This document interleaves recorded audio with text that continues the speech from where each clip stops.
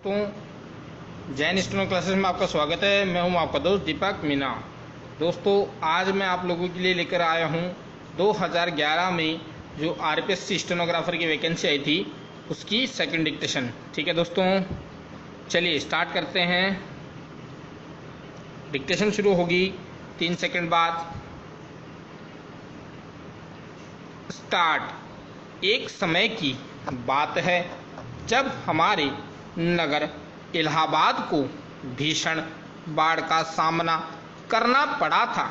उस समय मैं बहुत छोटा था तथा तीसरी कक्षा में पढ़ता था। मैं स्वयं तो समाचार पत्र नहीं पढ़ सकता था, किंतु उन दिनों प्राय नित्य की चर्चा की विषय बाढ़ ही रहा करता था। जैसे ही समाचार पत्र वाहक का स्वर सुनाई पड़ता, अखबार ले जाओ, वैसे ही भैया और दीदी झपट कर बाहर दौड़ती और अखबार खींचतार मचा दी जाती।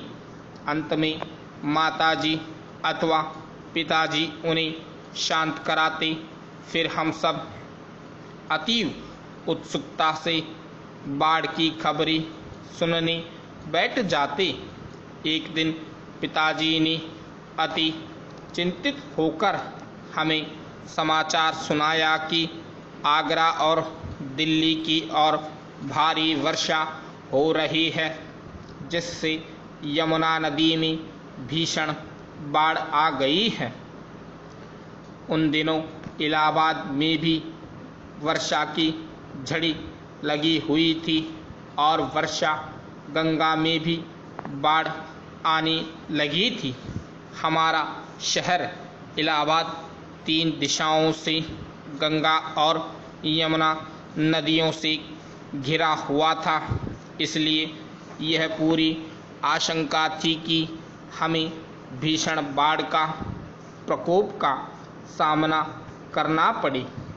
दूसरे दिन ही पिताजी नपे हमें समाचार पत्र में छपी खबर सुनाई।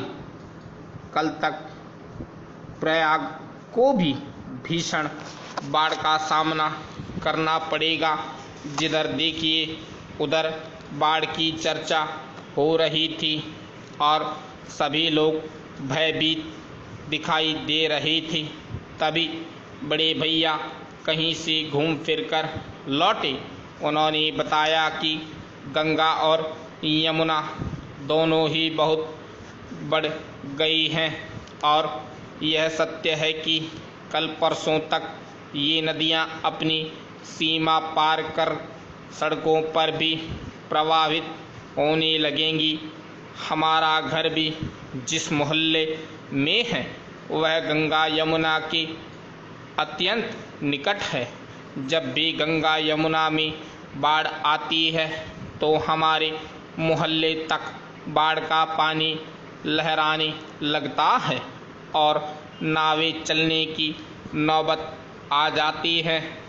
इसलिए मोहल्ले में सनसनी फैल गई और मोहल्ले वाले अपने अपने सामान सुरक्षित स्थानों पर स्थानांतरित करने लगे।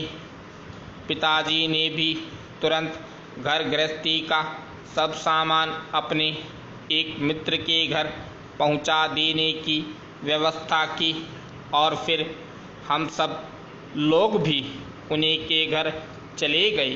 कुछ व्यक्ति सरकारी शिविरों में और अपने सगे संबंधियों के घर चले गए जहां बाढ़ आने का खतरा नहीं था। किसी प्रकार त्रस्त नगरवासियों ने रात व्यतीत की और सवेरा हुआ।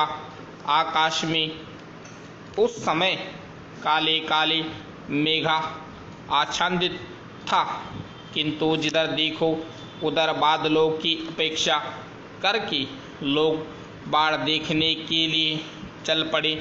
हम भी अपने परिवार के साथ गौ घाट पहुँचे। यमुना का पुल अर्थात गौ घाट तक पहुँचने के मार्ग में जितने मोहल्ले मिले वे सभी जल में डूबे हुए थे। मैं जिस विद्यालय में पढ़ता था वह मुट्ठीगंज में स्थित है। मेरे विद्यालय के सामने वाली सड़क पर ये यथेष्ट ऊंचाई पर है भी यमुना का जल ठाटे मार रहा था। यमुना के पुल पर खड़े होकर देखने से ऐसा प्रतीत होता था मानो जल पलावन हो गया हो। चारों ओर जल ही जल दिखाई देता था। यमुना का जल खतरे के बिंदु पर थपेड़ी मार रहा था। यमुना का पुल मानव समूह के खचाखच भरा था। यमुना मैया अपनी प्रकोप शांत करे इसलिए जन समुदाय प्रार्थना करके उन्हें फूल माला अर्पित कर रहा था। अपार जल राशि की गर्जना मनुष्य ही नहीं पशु पक्षियों के हृदय को भी आतंकित कर रही थी। वर्षों पर भयभीत होकर वृक्षों पर भयभीत पक्षी भयावह शोर मचा रहे थे।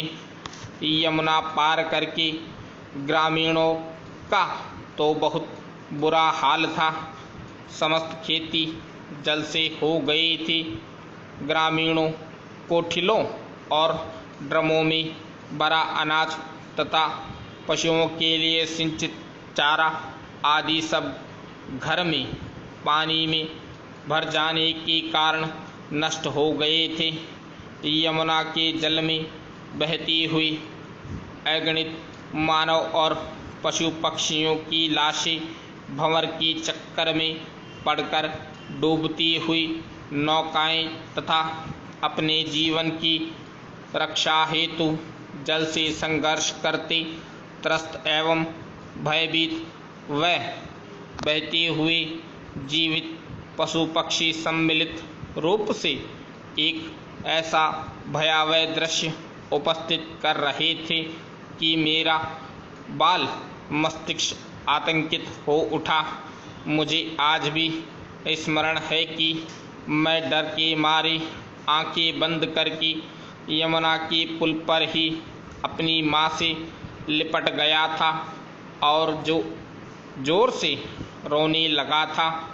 मुझे अत्यधिक भयभीत देखकर पिताजी सपरिवार घर लौट आए थे। उस रात मैं सो नहीं सका था। आंखें बंद करते हुए भी विनाशकारी भयावह दृश्य चलचित्र की भांति नृत्य करने लगते थे और मैं डर के मारे आंखें खोल देता था। दूसरे दिन गंगा नदी की बाढ़ देखने के लिए कोई भी नहीं जा सका था। आज भी जब मैं उस विकराल बाढ़ को याद करता हूँ तब भय मिश्रित आनंद से मेरा रोम रोम रोमांचित हो उठता है। बाढ़ तो जैसे आई थी वैसे ही चली भी गई थी, किंतु उसका कितना भारी नुकसान प्रयागवासियों को सहना पड़ा उसका लेखा जोखा कौन रखे।